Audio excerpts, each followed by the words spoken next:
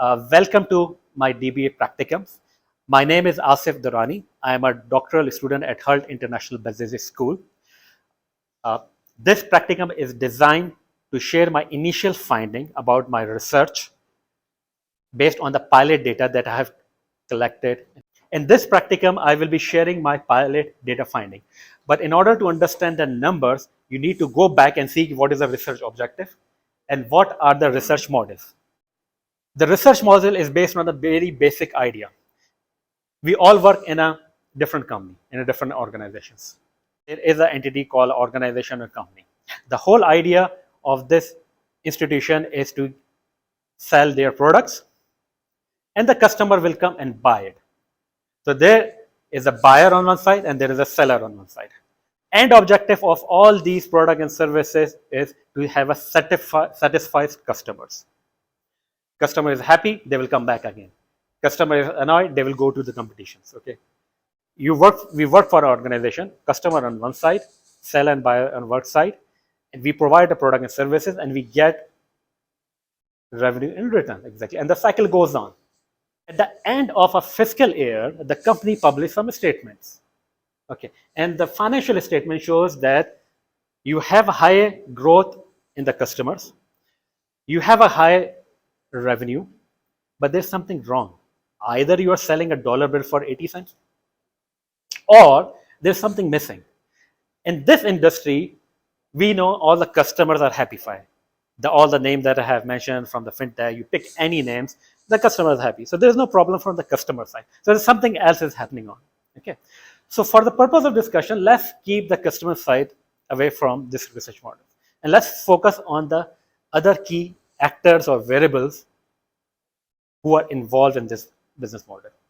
And the actors are very simple. The company, the leaders, and the people. So the company, the leader, and the people. Any business transaction, being a financial transaction, non-financial transaction, you open the company, you have a leaders in charge, and then you have a people.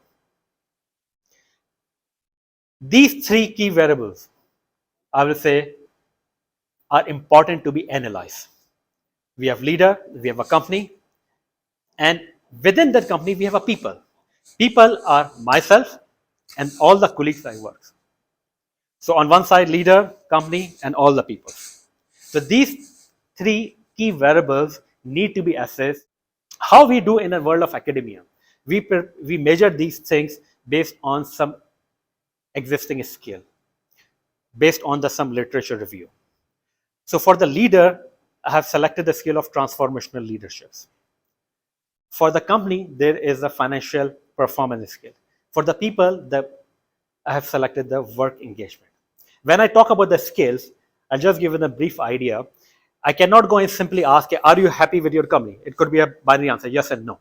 No, there's not. So to measure a company performance, there will be a set of questions that I will be asked. Whether the company is profitable, if I just want to know. I will not ask this way. I will ask this question based on the company has growth in assets? Yes. The company salaries are competitive enough? Yes or no. For example, work engagement. I feel positive going towards the work. I feel more enthusiastic with the work. For example, I work very closely with my colleagues. Okay. These are the type of the question which for the people outside the academia looks quite weird. For example, if I ask you, I feel energetic every day at work. So let's say what type of question we are asking. But these are the psychometric tests. So in the scale, to measure one variable like a work engagement, transformation, leadership, financial, we have set of the questions and then do it. And these set of the questions are not based on my opinion. These set of the question came from a thorough literature review and the seminal article which have been cited by many other researchers. And the seminal article is the article which built the foundation of some certain theories. So all these scale that I have used is coming from the existing literature.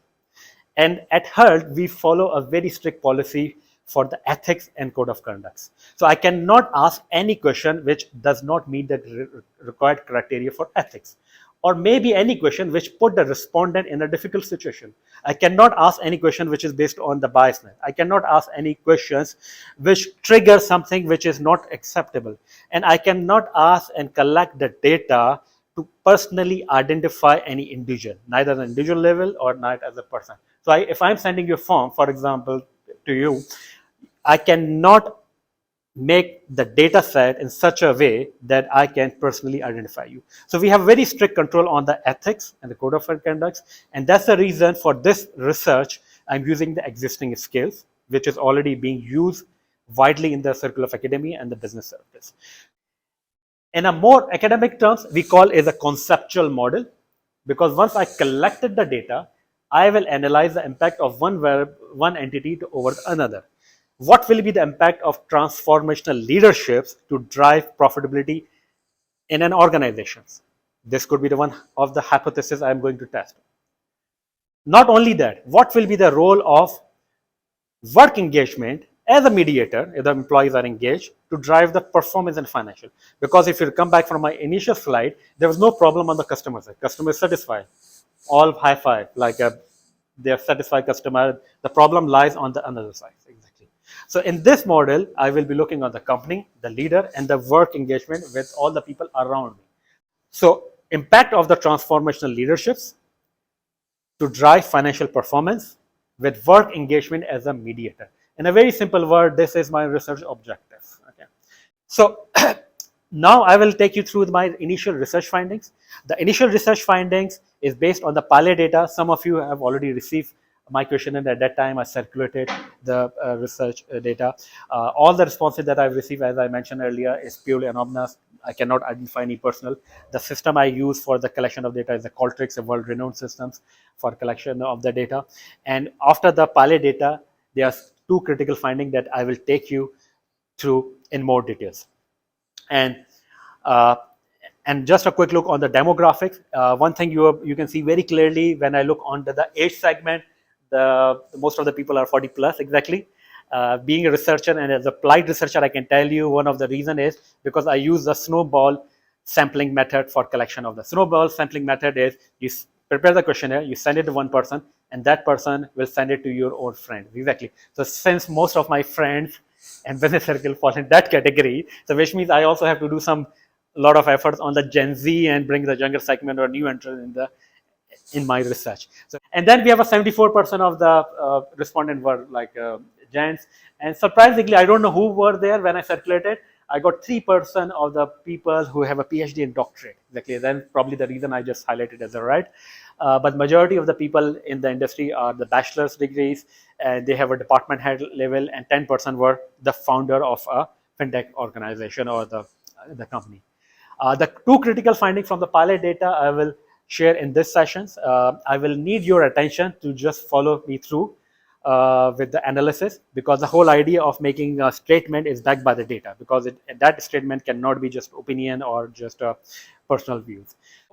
The first question I asked in my survey was, do you feel positive about work? That's my first question. And surprisingly, 70% of the people replied, yes, I feel positive. 70% of the people in the fintech have replied they feel positive about work. Amazing number. This is a number that any CEO or any person sitting in a boardroom would love to hear it. 70% of the people say, yes, I'm feeling positive about my work. Amazing. The second respondent, I asked the similar questions. Again, from the work engagement, do you feel enthusiastic? 65% people say, yes, we feel enthusiastic going to the work. Amazing. And then finally there's a twist in the story. So there are some fuels added. Exactly. The same group, the people who are saying they feel positive, the people they say they are enthusiastic going to the work, I asked, do you share the same work attitude as your colleagues? And that's the twist comes in. So I told you that data is quite amazing. So when you analyze a human being based on psychometric tests, when you ask them questions in a different way, and then you analyze it, it's fascinating. So I ask, okay, do you share the same work attitude as your colleagues? 55% say they don't share the same attitude as your colleagues. So which means I'm positive, I'm enthusiastic. Okay, but positive, enthusiastic, but I don't share the same work attitude will matter, which means you can also declare case maybe, okay, I have a different work attitude, my other colleagues are different work attitude. Okay. The final question: do you share the same work goal in your organizations?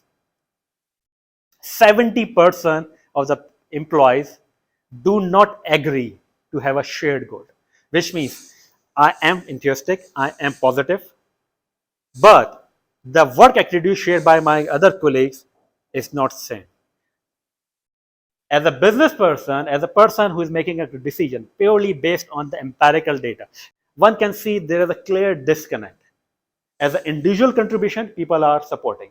But when it's good on the work engagement, there is some gap about how the people believe and they feel that they don't have a shared goal, which means I am working for my goal, but as an organization, we have a shared goal. Or the attitude that I display at my work doesn't resonate with my rest of the employees. And the conclusion I can make that statistically it is significant that leader must take action to improve social engagement among employees and create a culture of the shared goal. So this statement, when we make an appropriate decision that increase social engagement among the people, can drive further productivity and financial performance in an organization. So that was one of my first finding. One may argue that these are very eye-opening. You can say this is like a engagement, everybody should do it with a social statement. We should work, we should go for a happy hour, we should go for a coffee, we should have a like employee engagement. But those statements, if they are not by the data, is as good as an opinion. So what make an applied researcher or the person who are connected in the academia with the industry is any statement that they make is tested through the conjecture or hypothesis. That the hypothesis is proven based on the empirical data. It's not just a chance of random sampling. You can make an absolute right decision. The second one is the market share of my organization is not large, which is fair enough because I roll out the survey within the fintech industry exactly, and most of the fintechs are not as big as like a commercial bank exactly. So 60% of the people believe that their organization is not large. Fair enough. Okay, no, not much. 80% of the employees they do not believe that they are unprofitable, right? So 60% of the employees believe organizations is not large, which resonates from the data set, and the 80% of the employees believe that their organization they are working is not unprofitable. Okay, where they're making financials. Adding to the fire, the final statement. I ask the financial performance when we measure the company performance. Do you believe that the growth in your salary in the industry is adequate? 60% of the employees, it is not adequate, which means there's a sentiment within the organization that I have a small company is profitable, but what I have been paid is not adequate as per the industry. So if you are sitting in the decision-making room, the knowledge that you can bring back to the industry is that the people who are in charge, the leader, they should make more transparency about the financial performance of their organization. Most of the organization where the people work, they see the revenue is coming, but it goes back to the profitability, operating expense. Most of them are parking operating losses, but that information is not visible all across the segments. The people at the execution level, at the employee, they feel my company is growing. I is a small company, but I still not being paid adequately. What it lead? It might lead to the employee turnover, loss of productivity, and based on that, you can do the further research add-on to go into that direction. So these are the two initial findings. There is a one feedback form about this practicum. I really appreciate. I will feel honored if we can just take a few moments of time, just fill it up. It is in your handouts. Now I'm ready to take all your questions. So if you have any questions, thank you. Thank you very much. Directly related to psychology. People always believe No, very good question. So that is the ultimate objective. If you look at my like a conceptual model, the leader, the company, financial performance, and the work engagement. So that study and that statement I can make towards the end of my research, and that is my end objective of my research. And I'm glad that you asked this question, that what statement I can make, that how we can increase this. Ultimate research towards the end of this doctorate program will be what are the key variables or what are the key attributes. If we just fine tune it on the leadership side, on the work engagement side, we can drive the profitability. So right now, as I'm progressing, it is within the financial services industry. I'm having a discussion with my supervisor. She is an amazing lady, Patricia Hint, based in Ashridge, Hult. She has been very much supportive for me throughout the journey, and we came on like a the discussion is still going out. Okay, we can make it as a comparative study, fintech comparing with the banks. Okay, so when I circulate a questionnaire, I will do it as fintech and the bank, because I have never seen any bank or any bank who say, okay, I'm not making any profit, I'm making revenue, and I'm getting a new customer. So that will be in direction of the comparative study, that we ask the same question to set up group of the people in fintech and the same group of the people in the banking. And here are the responses. Why financial services or fintech is different from the traditional banks. Absolutely, agree. Absolutely. So that is like a part of the research, that whether I will remain in the fintech or add more industry within the financial, but I will remain within the financial services industry. So I will not go into the pharmaceutical, oil and gas, trade financing. So within the area of the financial services, I will come back and give my.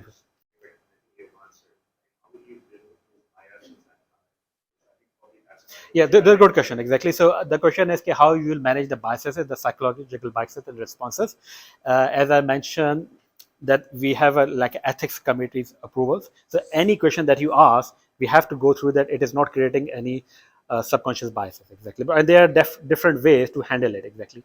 And there are also different way how you can make sure that most of the people don't reply neutral, neutral, neutral, exactly on the extreme left or extreme right side, exactly. So that is also controlled when we design the research questionnaire, exactly.